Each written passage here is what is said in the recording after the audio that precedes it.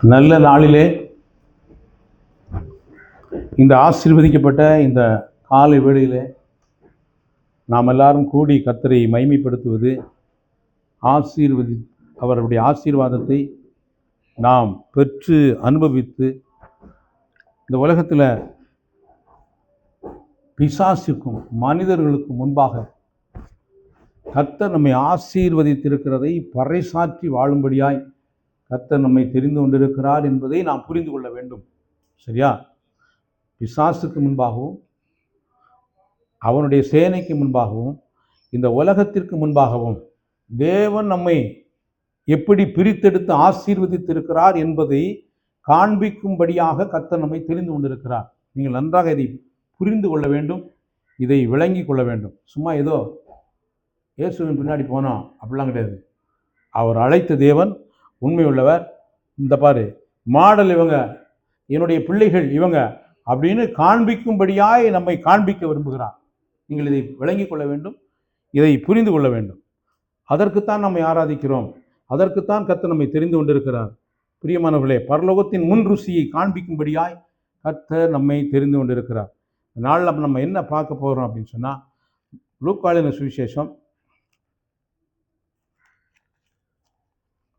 எழுதின சுவிசேஷம் முதல் அதிகாரம்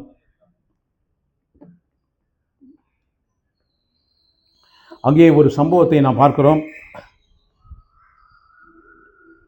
இது ஒரு நாள் சம்பவம், இது ஒரு நாளில் சரித்திரமாகிறது.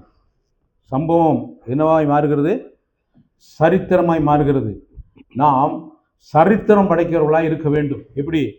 இயேசு இந்த உலகத்தில் வந்து அவர் ஒரு சரித்திரத்தை உருவாக்கினார். அந்த சரித்திரம் கிமு கிபி என்று ஆகிவிட்டது. அதே போல தான் இன்றைக்கு நீங்களும் நானும் இந்த உலகத்தில் சரித்திரம் படைக்கிறவர்களாய் இருக்க வேண்டும். ஹல்லேலூயா. பாருங்க, 4ஆம் வசனம். அவைகளை ஒழுங்காய் உமக்கு எழுதுவது எனக்கு நலமாய் தோன்றிட்டு யூதேயா தேசத்தின் ராஜாவாகிய ஏரோதின் நாட்களில் அபியா என்னும் ஆசாரிய வகுப்பில் சகரியா என்னும் பெயர் கொண்ட ஒரு ஆசாரியன் ஒருவன் இருந்தான். அவன் மனைவி ஆரோனுடைய குமாரத்திகளில் ஒருத்தி, அவள் பேர் எலிசபெத். பாருங்க, இங்கே 2 பேர் குடும்பமாக வாழ்ந்திருக்காங்க. அந்த குடும்பம் இன்னைக்கு வேதத்தில் என்ன செய்யப்பட்டிருக்கு? எழுதப்பட்டிருக்கிறது. எனவே நீங்களும் நானும் நம்முடைய குடும்பங்கள் இப்படி வேதத்தில் எப்படி நிறுத்தப்பட்டிருக்கிறதோ இதே போல நம்முடைய வாழ்க்கை நிறுத்தப்பட வேண்டும். தேவனுடைய திட்டத்தில், தேவனுடைய சித்தத்தில், தேவனுடைய புஸ்தகத்தில் இப்படி நாம் எழுதப்பட வேண்டும். எப்படி? அவர்கள் இருவரும் கர்த்தரிட்ட சகல கற்பனைகளின்படியே நியமங்களின்படியையும் குற்றமற்றவர்களாய் நடந்து தேவனுக்கு முன்பாக நீதியுள்ளவர்களாய் இருந்தார்கள். பாருங்க, வேதம் எவ்வளவு ரெக்கார்ட் பண்ணி பார்த்தீங்களா? இன்னும் காலம் எவ்வளவு காலம் இந்த பூமிக்கு கொடுக்கப்பட்டிருக்கிறது என்பதை நாம் அறியோம். ஆனால் நம்மை குறித்து எழுதப்படுமானால் எப்படி எழுதப்படும்? எப்படி? அவர்கள் இருவரும் குடும்பத்தில் கணவன் மனைவியும் கர்த்தரிட்ட சகல கற்பனைகளின்படியையும் நியமங்களின்படியையும் குற்றமற்றவர்களாய் நடந்து தேவனுக்கு முன்பாக நீதியுள்ளவர்களாய் இருந்தார்கள். பாருங்க, நம்முடைய வாழ்க்கை தேவனுக்கு முன்பாக நீதியுள்ளதாய் காணப்பட வேண்டும். மனுஷர்களுக்கு முன்பாக அல்ல. எப்படி? மனுஷர்களுக்கு முன்பாக அல்ல, தேவனுக்கு முன்பாக நாம் நீதியுள்ளவர்களாய் ஒரு வாழ்க்கை வாழ வேண்டும் என்று தேவன் விரும்புகிறார். இப்படிப்பட்ட ஜனங்களை இந்த நாட்டில் அவர் தேடிக் கொண்டிருக்கிறார். சரியா? தேவனுக்கு முன்பாக நீதியுள்ள ஒரு வாழ்க்கை, தேவனுக்கு முன்பாக உண்மையுள்ள ஒரு வாழ்க்கை, தேவனுடைய வார்த்தைக்கு கீழ்ப்படுகிற, தேவனுடைய சத்தத்திற்கு கீழ்ப்படுகிற ஒரு வாழ்க்கை. எல்லாரும் என்ன நினைக்கிறாங்க? பணக்காரன் ஆகணும், எப்படி கோடீஸ்வரன் ஆகணும், எல்லாம் சரிதான். ஆனா வேதம் எதை முக்கியப்படுத்துகிறது அப்படின்னா, அவங்க எப்படி வாழ்ந்தார்கள்? இப்படி கர்த்தரிட்ட சகல கற்பனைகளின்படியையும் நியமங்களின்படியையும் குற்றமற்றவர்களாய் நடந்து தேவனுக்கு முன்பாக. அப்போ அவர்கள் எப்போதும் தேவனை தனக்கு முன்பாக வைத்திருந்தார்கள். இன்னைக்கு எத்தனை குடும்பத்தில் நாம் இப்படி வைத்திருக்கிறோம்? தேவனை, பிரச்சனை வாழ்க்கையில் உண்டு, பிரச்சனை வாழ்க்கையில் உண்டு. ஆனால் அவங்க வாழ்க்கையில் பார்த்தீங்கன்னா ஒரு பிரச்சனை இருந்தது. எலிசபெத்து மலடியாய் இருந்தபடியால் அவர்களுக்கு பிள்ளை இல்லாதிருந்தது. இருவரும் வயது சென்றவர்களாயும் இருந்தார்கள். பாருங்க, இந்த காலத்துல 1 வருஷம் 2 வருஷம் 5 வருஷம் பிள்ளை இல்லைன்னா பெரிய பிரச்சனை வந்துடுது குடும்பங்கள்ல. ஐயா, நிறைய பிரச்சனை வருது.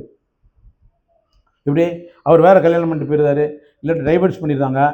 இப்படி இந்த உலகத்தில் உலக வாழ்க்கைக்காக அவங்க தன்னுடைய தேவைகள் பூர்த்தி செய்யப்படலைங்கிறதுக்காக உடனே டைவர்ஸ் பண்ணிட்டு அவங்க வேற ஒரு கல்யாணம் பண்ணிட்டு போயிடுறாங்க. ஆனால் கத்தரிட்ட சகல கற்பனைகளின்படி வாழ்றவங்க என்னதான் பிரச்சனை வந்தாலும் அவங்க யாருக்கு முன்பாடி வாழ்வார்கள்? தேவனுக்கு முன்பாக வாழ்வார்கள். இன்றைக்கு நீங்களும் நானும் தேவனுக்கு முன்பாக இடைவிடாமல் தினந்தோறும் வாழ்கிற வாழ்க்கை நமக்கு இருக்கிறதா? பிரியமானவர்களே, இதை நாம் சோதித்து பார்க்க வேண்டும். மனிதர்கள் நம்முடைய அந்தரங்கத்தை காண முடியாது, மனிதர்கள் நம்முடைய சிந்தையை பார்க்க முடியாது, நம்முடைய நோக்கங்களை பார்க்க முடியாது. ஆனால் நமக்கு தெரியும், தேவனுக்கு தெரியும். எனவே அவங்களுக்கு பிள்ளை இல்லை, அந்த பிரச்சனை இருக்கு. அந்த பிரச்சனையை கத்துட்டு அவங்க ஜோம் பண்ணிட்டாங்க. அதுக்கப்புறம் அவங்க என்ன செய்றாங்க? அவங்க செய்ய வேண்டியதெல்லாம் என்ன செய்றாங்கன்னா பாருங்க, 9ஆம் வசனம். அப்படி 8 9 வாசிக்கலாம். அப்படி இருக்க அவன் தன் ஆசாரிய வகுப்பின் முறைப்படி தேவ சந்நிதியிலே ஆசாரிய ஊழியம் செய்து வருகிற காலத்தில் ஆசாரிய ஊழியம் முறைமையின்படி அவன் தேவாலயத்துக்குள் பிரவேசித்து தூபம் காட்டுகிறதற்கு சீட்டை பெற்றான். அவன் தேவனை ஆராதிப்பதற்கு, தேவ சமூகத்தில் இருப்பதற்கு அவன் அதை ஒரு நாள் என்ன செய்யல, டெய்லி இது செய்ய வேண்டிய பிரகாரம் அவன் செய்து கொண்டே இருந்தான். எனவே நம்முடைய வாழ்க்கையில சில பிரச்சனைகள் தீராமல் இருக்கிறது. இப்படி சில பிரச்சனைகள் தீராமல் இருக்கிறது, சில பிரச்சனைகள் தொடர்ந்து கொண்டிருக்கிறது.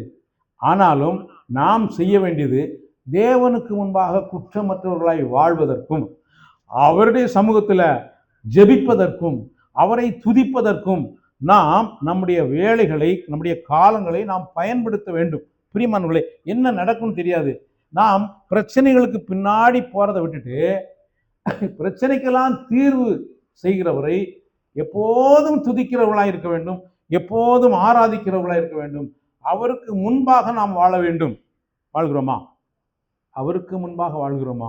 ஒரு குற்றமற்ற மனசாட்சி, ஒரு குற்றமற்ற மனசாட்சி, தேவனுக்கு முன்பாய் வாழ்கிற ஒரு வாழ்க்கை.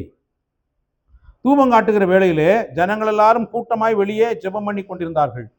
அப்பொழுது கர்த்தருடைய தூதன் ஒருவன் தூப பீடத்தின் வலது வாலத்தில் நின்று அவருக்கு தரிசனமானான். பிரியமானவர்களே, இவன் ரொட்டீனா இவன் வாழ்க்கையில இவன் செய்ய வேண்டியதை செய்யும்போது ஒரு நாள் வந்தான். ஒருவேளை அன்னைக்கு அவன் போகலைன்னா, அன்னைக்கு அவனுடைய செயலை செய்யவில்லையானா அந்த தேவதூதனை அவன் நினைச்சிருக்க முடியாது, பார்த்திருக்க முடியாது. எனவே தினசரி நாம் தேவனை ஆராதிக்க வேண்டும், தேவனை துதிக்க வேண்டும், தேவனை மகிமைப்படுத்த வேண்டும். தேவ சமூகத்துல நம்முடைய பிரச்சனையை விட்டுட்டு தேவன் என்னை கொண்டு ஏதாயிலும் ஒரு நாள் செய்வார் என்ற நிச்சயத்தோடு கூட உங்களுக்கு முன்னாடி இருக்கிற பிரச்சனைக்கெல்லாம் தீர்வு காணுவதை தேடுவதை விட்டுவிட்டு கர்த்தரை ஆராதிப்பதில், கர்த்தரை சேவிப்பதில், கர்த்தரை மகிமைப்படுத்துவதில், கர்த்தரை உயர்த்துவதில் நம்முடைய சிந்தை நிறைந்திருக்க வேண்டும். பாருங்க, அவன் எல்லாம் செஞ்சுக்கிட்டு இருந்தான், எல்லாம் செஞ்சுக்கிட்டு இருந்தான். ஆனா தேவதூதன் வர்றார். சரியா? அவனை கண்டு கலங்கி பயமடைந்தான். பாருங்க, இப்படி வாழ்ந்தாலும் தேவதூதனை பார்க்கும்போது என்ன வந்துடுது? பயம்.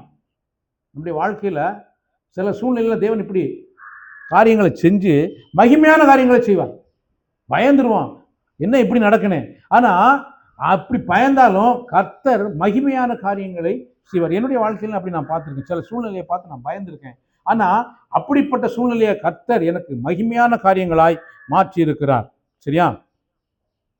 தூதன் அவனை நோக்கி, சகரியாவே பயப்படாதே, உன் வேண்டுதல் கேட்கப்பட்டது, உன் மனைவியாக எலிசபெத்து உனக்கு குமாரனை பெறுவாள், அவனுக்கு யோவான் என்று பெயரிடுவாயாக. பாருங்க பிரியமானவர்களே, இப்போ இவன் எப்போ ஜெபம் பண்ணான்னு தெரியல. உங்களுக்கு இவன் ஜெபம் எப்போ பண்ணான்னு தெரியல. ஆனா இவன் கடைசியில் வந்து நிற்கான், வாழ்க்கையின் கிழவன் ஆயிட்டான். அவன் பாருங்க சொன்ன வார்த்தை என்ன சொல்லலாம் தெரியுமா? என்ன வசனம்? 18ஆம் வசனம். 18ஆம் வசனம் படிங்க. 18ஆம் வசனம். அப்பொழுது சகரியா தேவதூதனை நோக்கி, இதை நான் எதினால் அறிவேன்? நான் கிழவனாய் இருக்கிறேன், என் மனைவியும் வயது சென்றவளாய் இருக்கிறாளே. பாருங்க, தேவனுக்கு தெரியும் ஒரு பிள்ளையை எப்போ கொடுக்கணும், ஒரு காரியத்தை உங்களுக்கு எப்போ செய்யணும், எப்போ செஞ்சா அது தேவனுக்கு மகிமையா இருக்கும் அப்படிங்கிறத கரெக்ட் பண்ணி தான் கர்த்தர் அந்த காரியத்தை செய்வார். ஆனா நம்ம என்ன செய்யணும்னா, நம்ம அவரை ஆராதித்து கொண்டே இருக்கணும், அவரை துதித்து கொண்டே இருக்கணும், அவரை மகிமைப்படுத்தி கொண்டே இருக்கணும். அவருடைய கட்டளையின்படியும் அவருடைய வார்த்தையின்படி நம்ம நடக்கணும். அதை செய்வது தான் நம்முடைய வேலையை தவிர ஏன் நடக்கலைன்னு கேட்கவே வாய்ப்பு இல்லவே இல்லை. ஏன்னா வேதம் என்ன சொல்கிறது தெரியுமா? வேதம் ரொம்ப தெளிவாய் சொல்கிறது.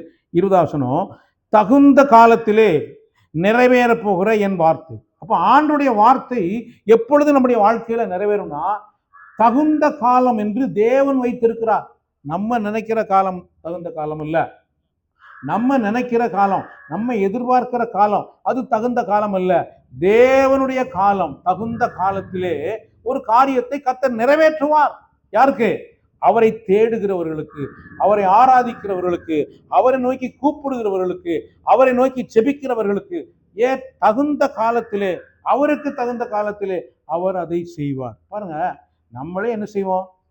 மழை பெய்கிற நேரத்தில் நெல் நடுவோம், மழை இல்லாத நேரத்தில் நெல் நடுவோமா? நமக்கு தெரியும் பிரியமானவர்களே எப்போ எதை விதைக்கணும்னு. அதே மாதிரி தான் இந்த பூமியில் நமக்கு எதை எப்பொழுது செய்ய வேண்டும் என்று நம்முடைய பிதாவுக்கு, நம்முடைய தகப்பனுக்கு அவர் தெரியும். அவர் தகுந்த காலம், குறித்த காலம் என்று ஒன்று வைத்திருக்கிறார். எப்படி குறித்த காலம்? ஆபக்குக் 2:3 படிங்க. ஆபக்குக் 2:3.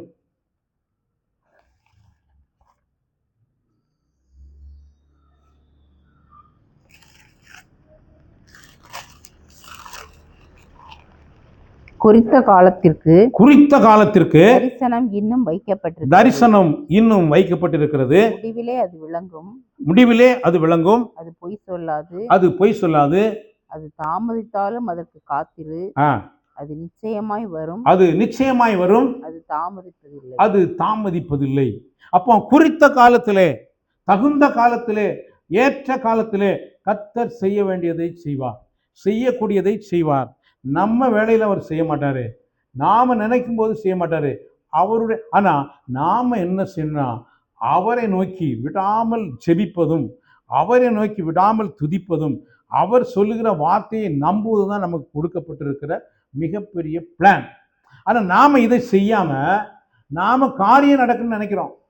பிரியமானவர்களே, நாம் தேவனுக்காய் உண்டாக்கப்பட்டவர்களே அல்லாமல் நமக்காக தேவன் இல்லை, தேவனுக்காகத்தான் நாம். எனவே தேவனுடைய திட்டத்திற்காகத்தான் நாம் இருக்கிறோம். சகரியாவானாலும் சரி, எலிசபெத்தானாலும் சரி, தேவ திட்டத்தில் இருந்தார்கள். நீங்களும் நானும் அந்த தேவனுடைய திட்டத்தில் இருக்கிறோம். இதை நாம் புரிந்து கொள்ள வேண்டும். இந்த உலகத்தில் உள்ள ஜனங்கள்லாம் புசிப்பும் குடிப்பும் விளையாடவும் எழுந்திருக்கவும் கடைசியில் ஒரு நாள் மரித்து இந்த பூமியை விட்டு போயிடுவாங்க. அப்படி அல்ல, நீங்களும் நானும் தேவனுடைய திட்டத்தை செயல்படுத்துவதற்காக இந்த பூமியில இருக்கிறோம் என்பதை நாம் புரிந்து கொள்ள வேண்டும். சரியா? அப்படி நீங்கள் புரிந்து கொண்டால் உங்களுடைய வாழ்க்கையில தேவ திட்டம் நிறைவேறும், தேவ சித்தம் நிறைவேறும், தேவனுடைய நோக்கத்தை நீங்களும் நானும் நிறைவேற்றுகிறவர்களாய் இருப்போம். பாருங்க, இந்த 13ஆம் வசனம் சொல்லுது, தூதன் அவனை நோக்கி, சகரியாவை பயப்படாதே, உன் வேண்டுதல் கேட்கப்பட்டது, உன் மனைவியாகி எலிசபெத்து உனக்கு ஒரு குமாரனை பெறுவாள், அவனுக்கு யோவான் என்று பெயரிடுவாயாக. பேரையும் சொல்லியாச்சு. இவன் எவ்வளவு நாள் ஜெபம் பண்ணானோ தெரியல, ஜெபம் பண்ணிட்டு ஒருவேளை மறந்துருப்பான். ஆனாலும் அவன் என்ன செஞ்சான்? அவன் தேவனுட்ட கற்பனையின்படியும் இப்படி நம்ம வாழ்றோமா? நம்ம வாழ்க்கை இப்படி இருக்கிறதா? இதை நாம் பரிசோதித்து பார்ப்போம். பிரியமானவர்களே, நாம் தேவனுடைய திட்டத்தை நிறைவேற்றுவதற்காக அந்த பூமியில் அனுப்பப்பட்ட ஜனங்கள். சரியா? எப்படி இஸ்ரவேல் ஜனங்கள் எகிப்திலிருந்து கானானுக்கு புறப்பட்ட போது 6 லட்சம் புருஷர்கள் சென்றார்கள், அவர்களோடு கூட அந்நிய ஜாதியும் சென்றார்கள், பல ஜாதியான ஜனங்கள் சென்றார்கள், ஆடு மாடுகளும் சென்றது என்று நாம் பார்க்கிறோம். அப்படி ஆடு மாடுகளைப் போலவும் அந்நிய ஜனங்களைப் போலவும் பல ஜாதியான ஜனங்களைப் போலவும் இல்லாமல் விசுவாசத்தின் சந்ததியாய் நாம் இந்த பூமியில வாழ்வோமானால் நமக்கென்று ஒரு திட்டம் இருக்கிறது. யாருக்கு திட்டம்னா, அவரை ஆராதிக்கிறவர்களுக்கு, அவரை மகிமைப்படுத்துகிறவர்களுக்கு, அவரை தேடுகிறவர்களுக்கு தேவன் ஒரு திட்டத்தை, அவர்கள் அந்த திட்டத்திற்காகவே இந்த பூமிக்கு அனுப்பப்பட்டவர்கள். அவன் சொல்றாரு பாருங்க, 14 வசனம், உனக்கு சந்தோஷமும் மகிழ்ச்சியும் உண்டாகும், அவன் பிறப்பின் நிமித்தம் அநேகர் சந்தோஷப்படுவார்கள், அவன் கர்த்தருக்கு முன்பாக பெரியவனாயிருப்பான், திராட்சரசமும் மதுவும் குடியான், தான் தாயின் வயிற்றில் இருக்கும் போதே பரிசுத்தாவியினால் நிரப்பப்பட்டிருவான், அவன் இஸ்ரவேல் சந்ததியாரில் அநேகரை அவர்கள் தேவனாகிய கர்த்தரிடத்திற்கு திருப்புவான். அப்படின்னா பிரியமானவர்களே, இப்படி கேட்டகரியில நம்ம வந்துடணும்.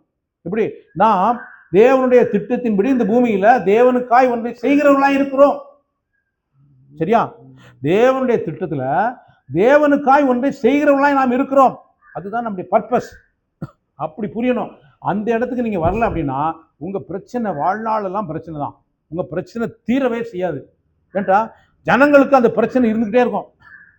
இப்படியே இஸ்ரவேல் ஜனங்கள் வெளியிருந்து போகும்போது பார்த்தீங்கன்னா முறுமுறுப்பாங்க. அடுத்தாப்புல என்ன செய்வாங்க? எங்களுக்கு இறைச்சி வேணும்னு கேட்பாங்க. இப்படியே எங்களுக்கு தண்ணி வேணும்னு கேட்பாங்க. இப்படி அவங்க தேவனை ஆராதிக்கும் இடத்தையே விட்டுருவாங்க. பிரியமானவர்களே, தங்களுடைய பிரச்சனைகளையே பேசி கொண்டிருப்பார்கள் காலமெல்லாம். சாகிற வரைக்கும் உங்க பிரச்சனை செய்யாது, தீராது. ஆனால் தேவனுடைய திட்டத்தை நிறைவேற்றுவதாய் நான் இருப்போமானால் உயிர் போனாலும் கவலை இல்லைன்னு யோவான் வாழ்ந்தான். சரியா? அவனுடைய வேலை என்னவோ அதை அவன் செய்வான். எனவே நீங்களும் நானும் அந்த தேவனுடைய திட்டத்தில் இந்த பூமியில் அனுப்பப்பட்டவர்கள் என்பதை நாம் புரிந்து கொள்ள வேண்டும். யோவான் சுவிசேஷம் 1 அதிகாரம் 6 வசனம் படிங்க. யோவான் 1:6.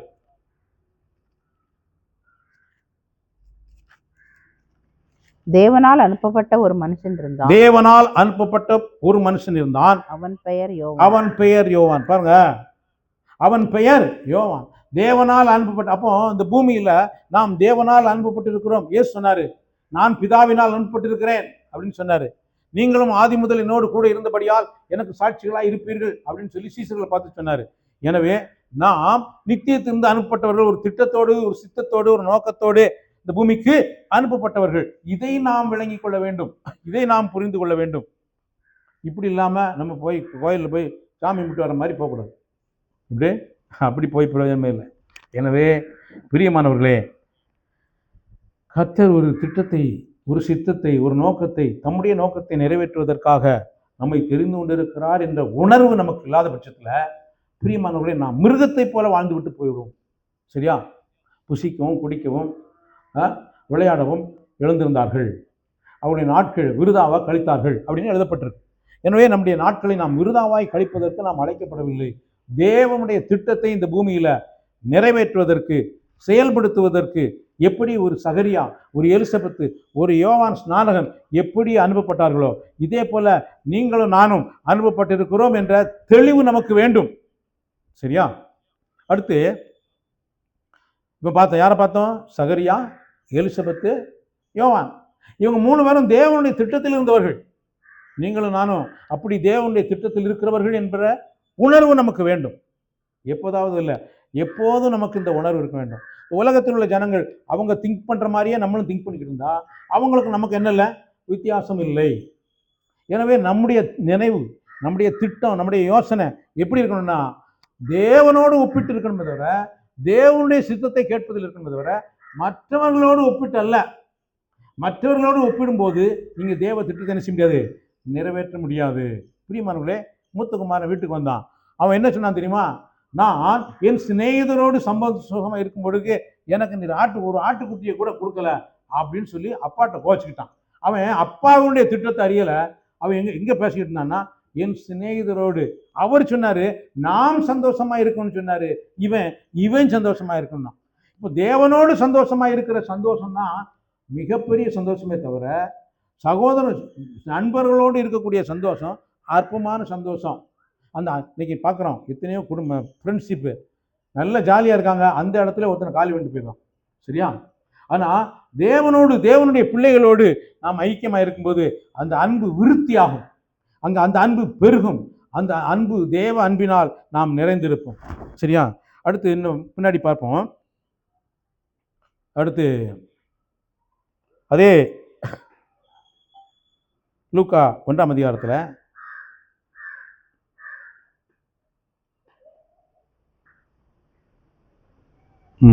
27-28 பார்க்கும்போது, தாவீதின் வம்சத்தானாகிய யோசேப்பு என்கிற நாமமுள்ள புருஷனுக்கு நியமிக்கப்பட்டிருந்த ஒரு கன்னிகையின் இடத்திற்கு தேவனாலே அனுப்பப்பட்டான்.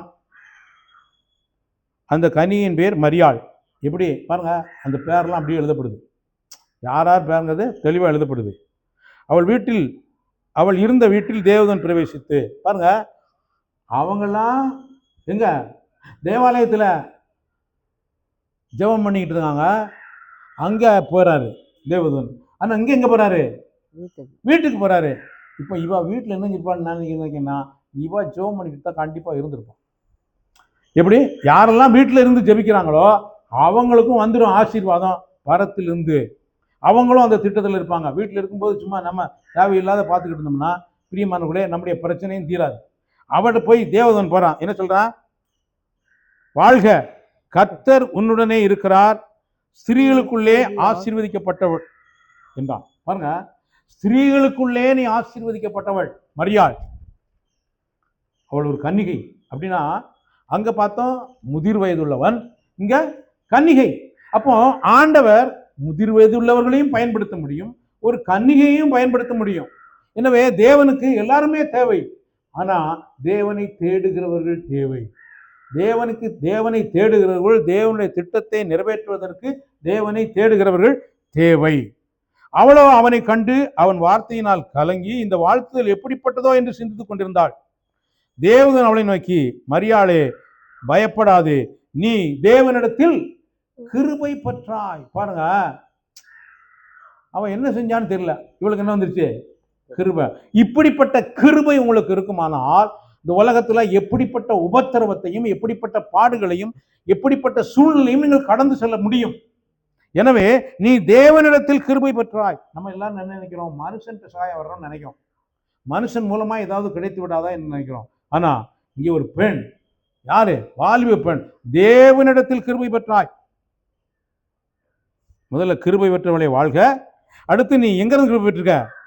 ஸ்திரீகளுக்குள்ளே ஆசீர்வதிக்கப்பட்டவள். அடுத்து நீ தேவனிடத்தில் கிருபை பெற்றாய். அப்படியானால் அவளுக்கு தேவன் மீது கொண்டிருந்த ஒரு வாஞ்சை, தாகம் அப்படியா இருந்திருக்கு. அதுதான் அதுல காரியம். இதோ நீ கர்ப்பவதியாகி ஒரு குமாரனை பெறுவாய், அவருக்கு இயேசு என்று பெயரிடுவாயாக. அவர் பெரியவராய் இருப்பார், உன்னதமானுடைய குமாரன் எனப்படுவார். கர்த்தராகிய தேவன் அவருடைய பிதாவாகிய தாவீதின் சிங்காசனத்தை அவருக்கு கொடுப்பார். அவர் யாக்கோபின் குடும்பத்தாரை என்றென்றைக்கும் அரசாளுவார். அவருடைய ராஜ்யத்திற்கு முடிவிராது. அப்போ முடிவிராத ஒரு ராஜ்யத்தை ஏற்படுத்தக்கூடிய தேவகுமாரனாகிய இயேசு கிறிஸ்து பூமியில பிறப்பதற்கு ஒரு கன்னிகை தேவைப்பட்டால், அவருக்கு வழியை ஆயத்தம் பண்ண ஒரு யோவான் தேவைப்பட்டான். பாருங்க, இந்த யோவான் அவருக்கு வழியை ஆயத்தம் பண்ணினான், இந்த மரியாள் இயேசுவுக்கு வழியை ஆயத்தம் பண்ணினாள். பாருங்க, இன்றைக்கு நீங்களும் நானும் யாருக்கு வழியை ஆயத்தம் பண்ணி கொண்டிருக்கிறோம்? நீங்க இயேசுவுக்கு வழியை ஆயத்தம் பண்ணாவிட்டால் பிசாசுக்கு வழியை ஆயத்தம் பண்ணி கொண்டிருப்பீர்கள். ஏவாள் ஆதாமும் பிசாசுக்கு வழியை ஆயத்தம் பண்ணினார்கள். சரியா? ஏன் தோட்டத்தில் விடுறதுக்கு அங்க வழியை விட்டாங்க. ஆனா தேவகுமாரன் இந்த பூமியில பிறப்பதற்கு யாரு? ஒரு மரியாள். யோசேப்ட கன்சல்ட் கிடையாது, தெரியுமா? யோசேப்ட கன்சல்ட்டே இல்லாம மரியாள்கிட்ட கருத்து பேசுறாரு. எப்படிப்பட்ட தேவன் தெரியுமா? ஆனா இந்த வார்த்தைக்கு மரியாள், இதோ அவ என்ன சொன்ன தெரியுமா? அவ சொன்ன வார்த்தையை பார்த்தீங்கன்னா ரொம்ப 38ஆம் வசனம். அதற்கு மரியாள், இதோ நான் ஆண்டவருக்கு அடிமை, உம்முடைய வார்த்தையின்படியே எனக்கு ஆக கடவுது. பாருங்க, மறு பேச்சு பேசல. அப்ப கிருபை பெற்றவள் ஆண்டுடைய வார்த்தைக்கு அப்படியே கீழ்ப்படிவாள். அதான் மேட்ரு. இப்படி கிருபை பெற்றவள், கிருபை பெற்றவள். கிருபையெல்லாம் யாருக்கு இருக்கோ அவங்களாம் என்ன செய்வாங்க? ஆண்டுடைய வார்த்தைக்கு அப்படியே கீழ்ப்படிவார்கள். நல்லா புரிந்து கொள்ள வேண்டும். நீங்களும் நானும் தேவனுடைய கிருபை பெற்றிருக்கிறோம் என்றால் ஆண்டுடைய வார்த்தைக்கு என்ன செய்வோம்? அப்படியே கீழ்ப்படிவோம். அதுதான் அடையாளம், அதுதான் அடையாளம். அப்பொழுது தேவதூதன் அவளிடத்திலிருந்து போய்விட்டான். இப்போ இயேசு இந்த பூமிக்கு பிறப்பதற்கு யாரு தேவை? ஒரு மரியாள். அப்போ அந்த மரியாள்கிட்ட போய் கேட்டபோது எப்படி அவ தன்னுடைய தேவையெல்லாம் விட்டுட்டு தேவனுடைய தேவை என்ன அப்படிங்கிற இடத்துல அவ இருக்கு போய்தான். அதுக்கு டக்குன்னு ஆமேன் அப்படின்னு சொன்னான். எனவே நீங்களும் நானும் எப்படிப்பட்டவர்களாக இருக்க வேண்டும் என்றால், தேவனுடைய திட்டம் என்ன, தேவனுடைய திட்டத்திற்கு நான் எந்த அளவுக்கு பயன்பட முடியும் அப்படின்னு யோசிக்கணும். யோசிக்கிறோமா? நீங்க அப்படி யோசித்தீங்கன்னா தேவன் அந்த திட்டத்தை நிறைவேற்றுவதற்கு உங்களுக்கு தேவையான எல்லாவற்றையும் அவர் கொடுப்பார், எல்லா சூழ்நிலையும் அவர் மாற்றுவார். பிரியமானவர்களே, இப்போ நாம் செய்ய வேண்டியது என்ன? நாம் ரட்சிக்கப்பட்டோம்னு சொல்லுகிறோம், அல்லது கிறிஸ்தவ குடும்பத்தில் பிறந்திருக்கோம்னு சொல்லுறோம், இயேசுவை விசுவாசிக்கணும்னு சொல்கிறோம். ஆனால் நாம் என்ன செய்கிறோம்? நம்முடைய திட்டத்தையும் நம்முடைய சித்தத்தையும் நிறைவேற்றுவதற்காகவே ஓடிக்கொண்டிருக்கிறோம். ஆனால் தேவனுடைய திட்டத்தையும் தேவனுடைய சித்தத்தையும் நிறைவேற்றுவதற்கு இங்கே யார் தன்னை ஒப்பு கொடுக்கிறவர்கள்? யார் தன்னை இதோ என் ஆண்டவருக்கு நான் அடிமை என்று சொன்னார்? நம்ம செஞ்சிருக்கோமா? நம்ம அப்படி செய்வோமா? பிரியமானவர்களே, இந்த நாட்களில் நாம் விழித்துக் கொள்வோம். நம்முடைய தேவைகளை குறித்து தூக்கி தூர வச்சுட்டு, ஆண்டவரே உம்முடைய தேவை என்ன, உம்முடைய சித்தம் என்ன? பவுல் அதான் செஞ்சான். பவுல் அப்படித்தான் கேட்கும். அவன் கண்ணை 2 கண்ணையும் குருடாக்கி விட்ட போது அவன் கேட்டான் தெரியுமா? ஆண்டவரே நான் என்ன செய்ய சித்தமாக இருக்கிறீர்? அப்படி தான் கேட்டான். என் கண்ணை திறன்னு அவன் கேட்கவே செய்யலை.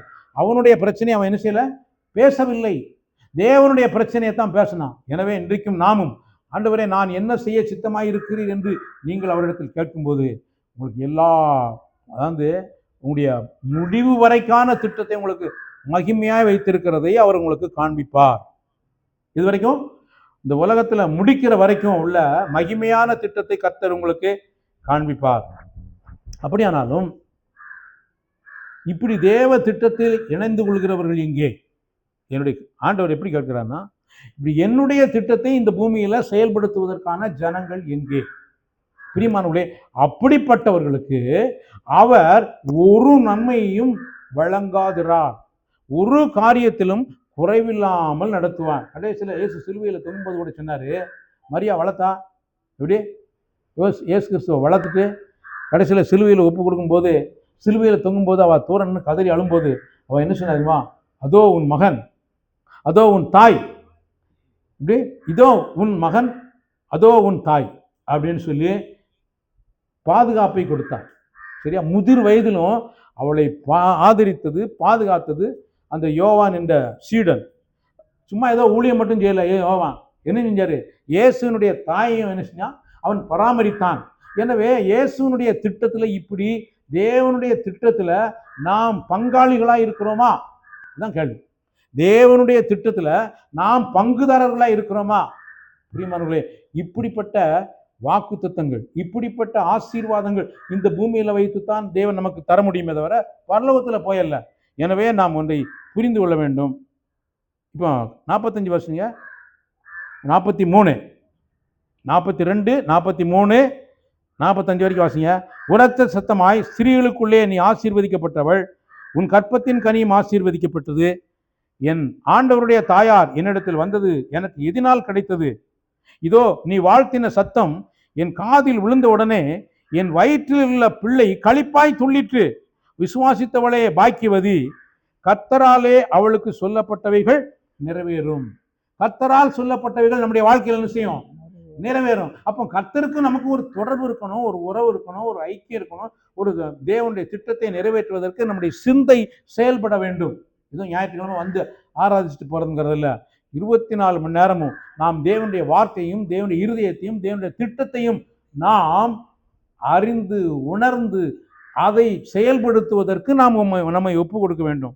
பாருங்க, இவா விசுவாசித்தவளே நீ பாக்கியவதி அப்படின்னு சொன்னார். யாரு? மரியா. ஆனா சகரியாவை பற்றி, அவன் முதிர்ந்த வயது உள்ளவன், அவன் கிழவன் ஆயிட்டான். அவனை பற்றி என்ன பார்க்குறான்னா 20ஆம் வசனம் அவன் கிளீனாக பேசுகிறான். 19, 20 தேவதூதன் அவனுக்கு பிரயோஜனமாக, நான் தேவ சந்நிதியில் நிற்கிற காபிரியேல் என்பவன் உன்னுடனே பேசவும் உனக்கு இந்த நற்செய்தியை பேசவும் அறிவிக்கவும் அனுப்பப்பட்டு வந்தேன். உனக்கு ஒரு செய்தி வருதுன்னா அந்த செய்தி உனக்கு சும்மா வரல. நல்லா புரிஞ்சுக்கோங்க. நீங்கள் சபை வார்த்தையை கேட்கீங்கன்னா அது சும்மா வரல, அது தேவனிடத்திலிருந்து வருகிற தூது. இதை நீங்கள் அவிசுவாசமாய் பார்ப்பீர்களானால், பாருங்க அவன் சொன்னான், இவைகள் எல்லாம் நீ இதோ தகுந்த காலத்திலே நிறைவேற போகிற என் வார்த்தைகளை நீ விசுவாசியாதபடினால் இவைகள் சம்பவிக்கும் நாள் மட்டும் நீ பேசக்கூடாமல் ஊமையனாயிருப்பாய் அப்படின்னு சொன்னார். யார் சொன்னா? பாருங்க 22ஆம் வசனம். அவன் வெளியே வந்தபோது அவரிடத்தில் பேசக்கூடாமல் இருந்தான். அவரிடத்தில் பேசக்கூடாமல் இருந்தான். பாருங்க பிரியமானவர்களே, அவன் எல்லாம் செஞ்சான். ஆனா ஆண்டுடைய வார்த்தையை என்ன செய்யல? விசுவாசிக்கல. அப்ப ஆண்டுடைய வார்த்தையை விசுவாசிக்கலன்னா அப்படின்னா பிரியமானவர்களே அதுக்காக விட்டுற மாட்டாரு. அவனை ஊமையனாக்கி அந்த காரியத்தை நடப்பித்து அவன் பிறந்த பிறகு பேச வச்சார். சரியா? எனவே நம்முடைய வாழ்க்கையில் நாம் பார்க்க வேண்டிய, நாம் நடத்த வேண்டிய, நாம் செய்ய வேண்டிய காரியங்கள் என்ன அப்படின்னா, தேவனுடைய திட்டத்தில். யாருடைய திட்டத்தில்? தேவனுடைய திட்டத்தில் நாம் இருக்கிறோம். தேவனுடைய திட்டத்தில் நாம் என்ன செய்ய வேண்டும் அப்படிங்கிறத யோசிக்கணும். எதை யோசிக்கணும்? தேவனுடைய திட்டத்தில் நாம் என்ன செய்ய வேண்டும் அப்படின்னு அவர்கிட்ட கேட்கணும். அப்படி கேட்கும்போது கர்த்தர் நமக்கு தேவையான அனைத்தையும், இப்படி சாதாரணமாக உங்களுக்கு புரியும்படி சொல்கிறேன். போன மாதம் இந்த மாதம் சிஎம் வந்தார். சிஎம் வந்தார்னா அங்கே மீட்டிங் நடக்கணும் அப்படின்னு, தென்காசியில் மாவட்டத்தில் சிஎம்மோட மீட்டிங் நடக்கணும் அப்படின்னா அவர் அறிவிச்சிட்டாருன்னா, ஒரு மாவட்ட செயலாளரை கூப்பிட்டு சொல்லிட்டாருன்னா அதுக்கு தேவையான அத்தனை பணமும் என்ன செய்யும், அத்தனை வசதிகளும் என்ன செய்யும், கிடைக்கும். சரியா? எதுவுமே குறைவே இருக்காது. எதுவுமே குறை இருக்காது. நீங்கள் வேணா போய் பாருங்கள், எதுவுமே குறை இருக்காது. கரண்ட்லேருந்து, தண்ணியிலேருந்து, சாப்பாட்டிலேருந்து சர்ப்ளஸாக இருக்குமே தவிர எதையுமே பத்தாப்படியாக எங்கேயுமே என்ன செய்ய மாட்டாங்க, வைக்கவே மாட்டாங்க. அதே மாதிரி தான் நீங்கள் தேவனுடைய திட்டத்தில் ஒரு நபராய், தேவனுடைய திட்டம் நடப்பிப்பதற்கு, இந்த பூமியில் நடப்பிப்பதற்கு உங்களை முழு மனதாய் ஒப்பு கொடுப்பீர்களானால் உங்கள் வாழ்க்கையில் ஒரு குறைவும் இருக்காது. பிரியமானவர்களே, ஒரு குறைவும் இருக்காது. நம்ம என்ன நினைக்கிறோம், நம்ம காரியம் நடக்கணுக்காக கடவுள்கிட்ட போகிறோமே தவிர அவர் காரியம் என் மூலமாக நடக்கணும்னு நம்ம நினைக்கிறோமா? யோசிச்சு பாருங்க. உன்னுடைய காரியம் என் மூலமாக நடக்கணும் அப்படின்னு ஒப்பு கொடுக்கணும். ஆண்டவரே, நான் எப்படியாவது நீர் எனக்கு இதை செய்யும் அப்படின்னு ஆண்டவர்கிட்ட போகக்கூடாது. சரியா? என் காரியத்தை இதை நடப்பீங்க, நான் இப்படி நடப்பித்தா நான் இப்படி செய்வேன் அப்படின்னு போகக்கூடாது. உன்னுடைய காரியம் நடப்பிப்பதற்கு நான் என்னையும், என்னுடைய உடைமைகளையும், என்னுடைய பலனையும், என்னுடைய அறிவையும், என்னுடைய திறமையும் நான் ஒப்பு கொடுக்கிறேன் அப்படின்னு சொல்லி மரியா சொன்னது போல. அந்த வசனத்தை பாருங்க. மரியா என்ன சொன்னானா, 38 லூக்கா 1ஆம் அதிகாரம் 38ஆம் வசனம். அதற்கு மரியாள், இதோ இதோ நான் ஆண்டவருக்கு அடிமை, இதோ நான் ஆண்டவருக்கு அடிமை, உம்முடைய வார்த்தையின்படி எனக்கு ஆக கடவது என்றார். உம்முடைய வார்த்தையின்படி எனக்கு ஆக கடவது என்றால், அப்பொழுது தேவதூதன் அவளிடத்திலிருந்து போய்விட்டான். அப்போ இதை போய் அவன் சொல்லுவான். எங்க சொல்லுவான்? பிதாவாகிய தேவன்கிட்ட போய் சொல்லுவான். என்ன சொல்லியிருப்பான்? நான் போனேன், மரியாதை சந்திச்சேன், மரியாதை பேசினேன். மரியா கடைசியில் என்ன சொன்னா? கடைசியில் என்ன சொன்னா?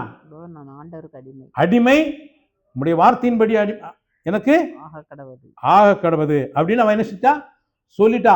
இந்த வார்த்தையை போய் எங்க போய் சொல்லுவான்? பிதாவாகிய தேவன்கிட்ட போய் அவன் சொல்லியிருப்பான். அப்போ சொன்ன உடனே அவருக்கு எப்படி இருக்கும்? மிகுந்த சந்தோஷம், மிகுந்த சந்தோஷம். சரி, இந்த மரியா இடையில செத்துருவான்னு பயப்படுமா? இடையில செத்துருவாளா? நம்ம செத்து போயிடுவோம், நம்ம காரியம் எதுவும் நடக்காது அப்படின்னு பயப்படுவாளா? பயப்படவே மாட்டான். கர்த்தர் சொன்ன வார்த்தை என்ன செய்யும்? என் வாழ்க்கையில் நிறைவேறும். நான் ஒரு குமாரனை பெறுவேன், அவர் இந்த உலகத்தின் பாவத்தை சுமந்து தீர்ப்பார். எனவே என்னுடைய வாழ்க்கையில் எந்த பிரச்சனையும் என்ன செய்ய முடியாது, என்ன அட்டாக் பண்ண முடியாது அப்படிங்கிற விசுவாசம் அவளுக்குள்ள இருந்திருக்கும். சரியா? இதே மாதிரி தான் நீங்களும் நானும் தேவனுக்காய், தேவனுடைய திட்டத்தை செயல்படுத்துவதற்காய் அழைக்கப்பட்டிருக்கிறோம் என்ற அறிவு நமக்கு இருக்குமானால் இந்த உலகத்தில் எதுவும் நம்மை சேதப்படுத்த முடியாது, எதுவும் நம்மை சேதப்படுத்த முடியாது. பிரியமானவர்களே, இப்படிப்பட்ட வாழ்க்கை வாழ்வதற்கு தேவன் சிலரை தேடிக்கொண்டிருக்கிறார். யார? சிலரை தேடிக்கொண்டிருக்கிறார். அந்த சிலரில் நீங்களும் ஒருவரா?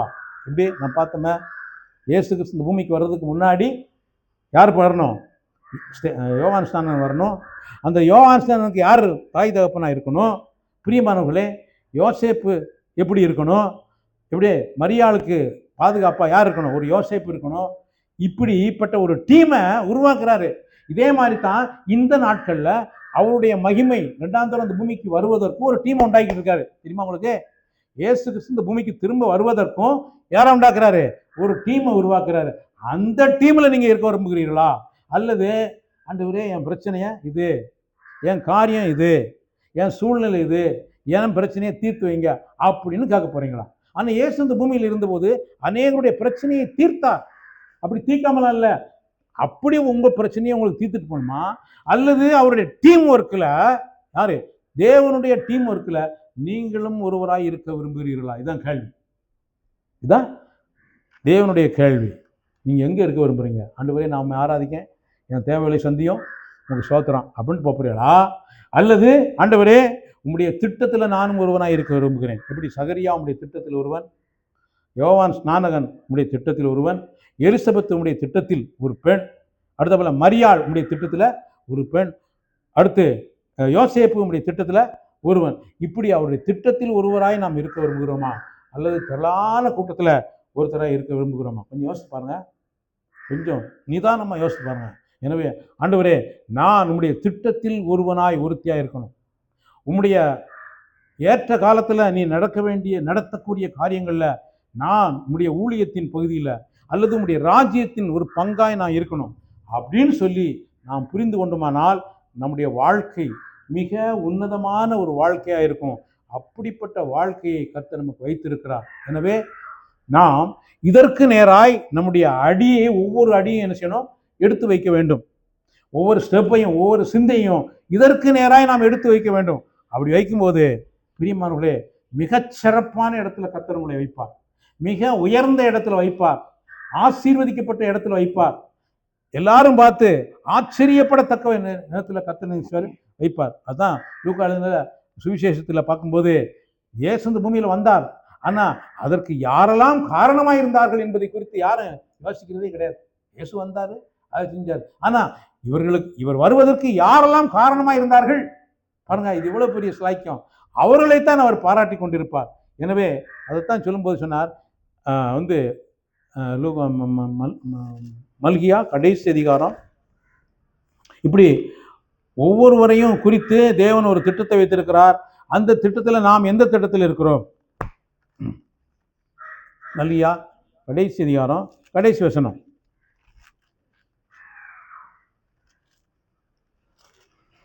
நான் வந்து பூமியை சங்காரத்தால் அடிக்காதபடி, நான் வந்து பூமியை சங்காரத்தால் அடிக்காதபடிக்கு அவன் பிதாக்களுடைய இருதயத்தை பிள்ளைகளிடத்திற்கும் பிள்ளைகளுடைய இருதயத்தை அவர்கள் பிதாக்களிடத்திற்கும். சரி, இருதயம் திருப்பப்படாட்ட என்ன நடக்கும்? சங்காரம் நடக்கும். என்ன நடக்கும்? சங்காரம் நடக்கும். நல்லா புரிஞ்சுக்கோங்க, சங்காரம் நடக்கும். அது நடந்தே தீரும். வசனம் பொய்யாகாது, எது வேணாலும் பொய்யாகலாம், வார்த்தை பொய்யாகாது. சங்காரம் நடக்கும். அப்போ அந்த சங்காரம் நடக்காமல் இருக்கும்படிக்கு ஆண்டவர் ஒரு பிளானை வைக்காரு. என்ன பிளானு? யோவான் போய் இருதயத்தை தேவனுக்கும் நேராய், ஜனங்களுடைய இருதயத்தை தேவனுக்கு நேராய், தேவனுடைய இருதயத்தை ஜனங்கள் நேராய் திருப்புவான். இப்படி இருதயங்கள் தேவனுக்கு நேராய் என்ன செய்யணும்? திருப்பப்பட வேண்டும். அப்படி தேவனுக்கு நேராய் திருப்பப்படும் போது தேவன் இவனுடைய எல்லா தேவை சந்திக்கிறது மாத்திரமல்ல, அவருடைய திட்டத்தை இவன் மூலமா என்ன செய்வாரு? நிறைவேற்றுவார். நீங்கள் தேவனுடைய திட்டத்தை நிறைவேற்றும்படிக்கு அவருக்கு உதவியாக இருக்க விரும்புகிறீர்களா? அல்லது அவருடைய வர்ற திட்டத்தில் அவர் செய்கிற உதவியை மட்டும் நீங்கள் வாங்கிட்டு போகிறவங்களா இருக்க போயிடலாம்? இதுதான் என் கேள்வி. எப்படி? நல்லா புரிந்து கொள்ளுங்க. அவர் இந்த பூமியில் தம்முடைய திட்டத்தை நிறைவேற்றுவதற்கு தேடிக்கொண்டிருக்கிற நபரில் ஒருவராக இருக்க போகிறீர்களா? அல்லது அவர் வந்து செய்கிற அதிசயம் அற்புதத்தை அனுபவிக்கிற வாங்கிட்டு போகிற ஒருத்தராக இருக்க போகிறீங்களா?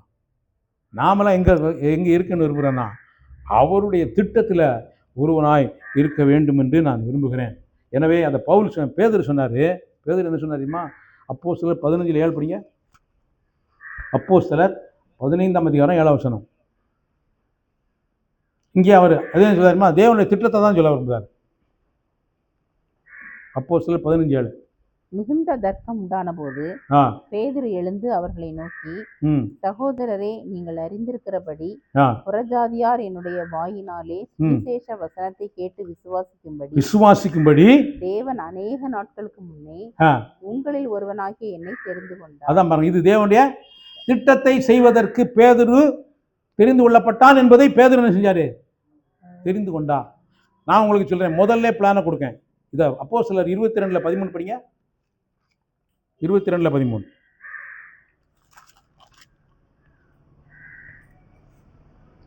என்னிடத்தில் வந்து நின்று ஆ சகோதரனாகிய சவுலே ஆ பார்வையடைவாயாக என்றான். ம் அந்நேரமே நான் பார்வையடைந்து அவனை ஏறிட்டு பார்த்தேன். ஆ அப்பொழுது அவன், நம்முடைய முன்னோர்களின் தேவனுடைய திருவுளத்தை நீ அறியவும் நீதிபரரை தரிசிக்கவும் ஆ அவருடைய திருவாய் மொழியை கேட்கவும் ஆ அவர் உன்னை முன்னமே தெரிந்து அப்போ பாருங்க பிளானு. இப்போ தேவனுடைய பிளானு. இந்த தேவனுடைய பிளான்ல தான் தேவன் என்னை தெரிந்து கொண்டு இருக்கிறார். நான் தற்செயலாய் பிறந்தவன் அல்ல.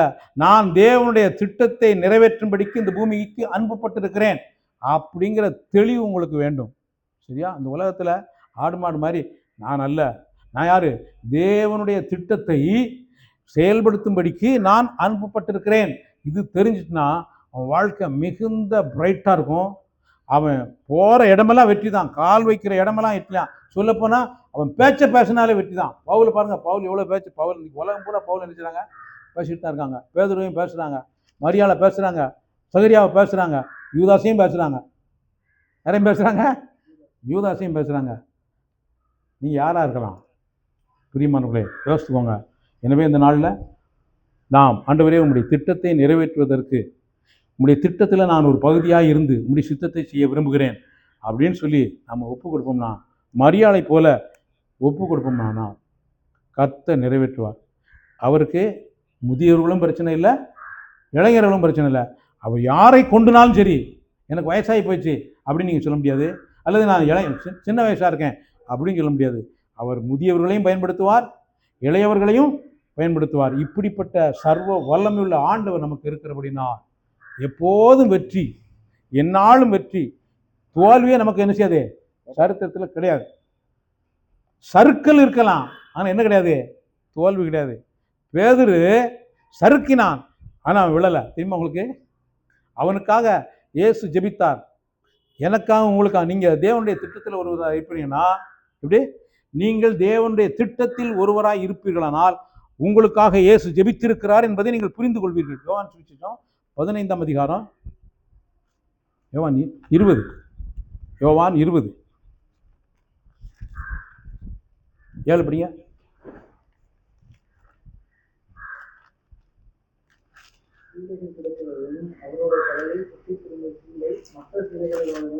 இல்லை சாரி 17, யோவான் 17ஆம் அதிகாரம் 17:20.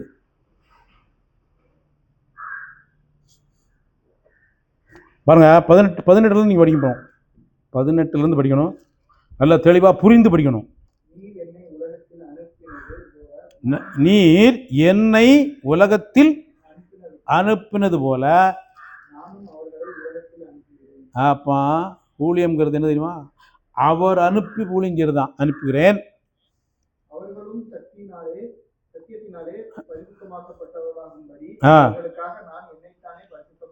அப்ப அவர் பரிசுத்தமாக்குறதுனால நம்ம என்ன நினைச்சோம்? அவ்வளவுதான் மேட்ரு. இதை எத்தனை பேர் விசுவாசிப்பீர்கள்? அடுத்து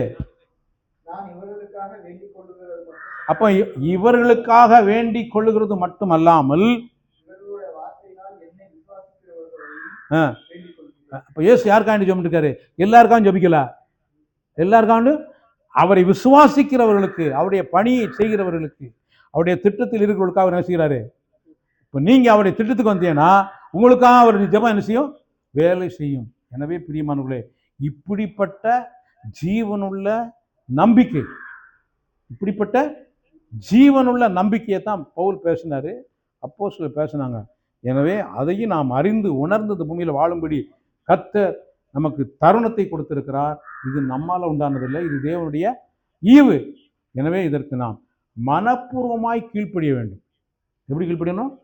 மனப்பூர்வமாய், உற்சாகமாய் அப்படி கீழ்ப்படிய வேண்டும். அப்படி கீழ்ப்படியும் போது தான் பிரியமானவர்களே, இந்த விசுவாசம், நம்பிக்கை, தைரியம் இவைகளையும் நாம் பெற்று வாழ முடியும்.